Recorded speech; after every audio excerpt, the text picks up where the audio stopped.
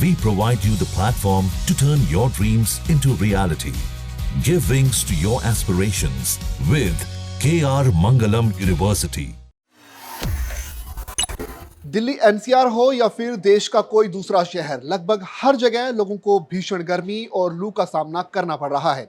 गर्मी से राहत पाने के लिए घर, ऑफिस, मॉल या अस्पताल आदि में एसी का यूज होता है।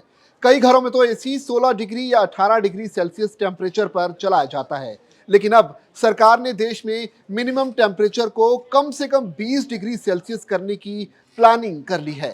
सरकार एसी के टेम्परेचर को मानकीकृत यानी स्टैंडर्डाइजेशन करने की तैयारी कर रही है। इस नियम के तहत एसी का तापमान 20 डिग्री सेल्सियस से कम और 28 डिग्री से ज्यादा नहीं हो सकता। भारत ऐसा करने वाला इकलौता देश नहीं है, बल्कि दुनिया भर में एसी टेम्परेचर को लेकर अलग अलग स्टैंडर्ड और प्रीफरेंस हैं। एसी का टेम्परेचर स्टैंडर्डाइजेशन आखिर क्यों करना पड़ रहा है? दरअसल इसके पीछे वजह है ऊर्जा संरक्षण, बिजली खपत में कमी, पर्यावरण के संतुलन को बनाए रखना जैसी कई चीजें इसको लेकर शामिल है। अब आप लोगों के मन में सवाल आ रहा हो कि अब इतनी ज्यादा गर्मी है तो फिर सरकार एसी के टेम्परेचर को स्टैंडर्डाइजेशन क्यों कर रही है? दरअसल एसी टेम्परेचर स्टैंडर्डाइजेशन करने का मकसद ऊर्जा संरक्षण, बिजली खपत में कमी और पर्यावरण के संतुलन को बनाए रखना है। मंगलवार को केंद्रीय आवास एवं शहरी मामलों के मंत्री मनोहर लाल खट्टर ने साल 2047 के लिए मोदी सरकार के विजन के बारे में बताया। इस दौरान उन्होंने एसी टेम्परेचर स्टैंडर्डाइजेशन को लेकर बातचीत की। उन्होंने कहा कि एसी के तापमान के स्टैंडर्डाइजेशन करने की तैयारी की जा रही है। इसका मतलब यह है कि एसी का तापमान 20 डिग्री से और 28 डिग्री के बीच ही रहेगा, यानी ठंडक के लिए 20 डिग्री से कम और गर्मी के लिए 28 डिग्री से ज्यादा इसे नहीं किया जा सकता। उन्होंने आगे कहा कि इसे पहली बार शुरू कर रहे हैं। बहुत से देश ऐसे हैं, जैसे जापान में 26 डिग्री स्टैंडर्डाइजेशन किया हुआ है, इटली में 23 डिग्री में किया हुआ है, जबकि जिन देशों को बहुत फॉरवर्ड माना जाता है वहां ये स्टैंडर्ड पहले से ही तय है। टेम्परेचर स्टैंडर्डाइजेशन ये भी एक नया प्रयोग, नया एक प्रावधान ये किया जा रहा है। इसको बहुत जल्दी लागू करने जा रहे हैं। अब एसी का जो टेम्परेचर स्टैंडर्डाइजेशन है 20 डिग्री से 28 डिग्री रहेगा, यानी 20 डिग्री से नीचे हम उसकी कूलिंग नहीं कर सकेंगे और 28 डिग्री से ऊपर वार्मिंग नहीं कर सकेंगे। इस प्रकार का एक पहली बार इस प्रयोग को किया जा रहा है।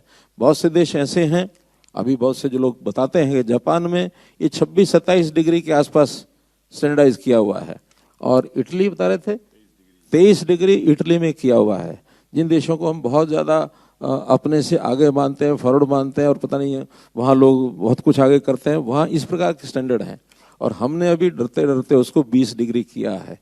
इसका एक अनुभव आने के बाद इसको आगे भी विचार किया जाएगा और मुझे लगता नहीं है कि 20 डिग्री से नीचे कोई करके सोता होगा। सर्वे में तो ये है कि अभी 20 लोग कहते हैं इसको 24 अभी कर दें, लेकिन कुछ लोगों की चिल्लाटना शुरू हो जाए, इसलिए 20 से 28 उसको नॉर्म्स को हमने तय किया है। एसी टेम्परेचर को लेकर ग्लोबल स्टैंडर्ड पहले से ही मौजूद हैं। यहाँ cooling mode, heating mode, ideal temperature और एनर्जी एफिशिएंट रेंज मौजूद है।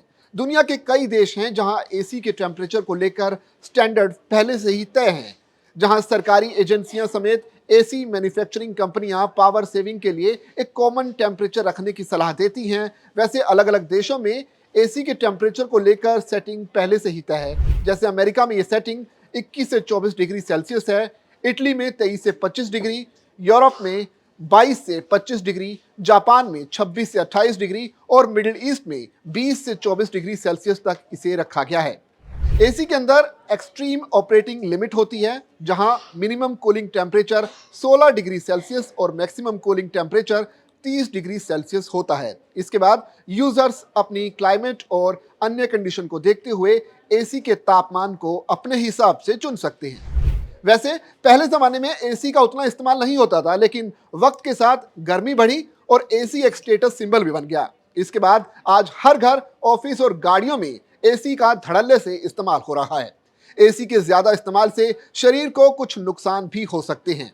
जैसे शरीर को होने वाले नुकसानों की अगर बात की जाए तो एसी के ज्यादा इस्तेमाल से आंखें शुष्क हो सकती हैं, साथ ही शरीर में सुस्ती भी महसूस हो सकती है। इसके अलावा आपकी स्किन पर रूखापन भी एसी की वजह से महसूस किया जा सकता है।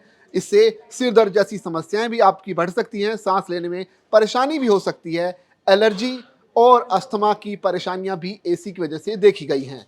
संक्रामक रोग भी इसकी वजह से कई जगह दर्ज किए गए हैं।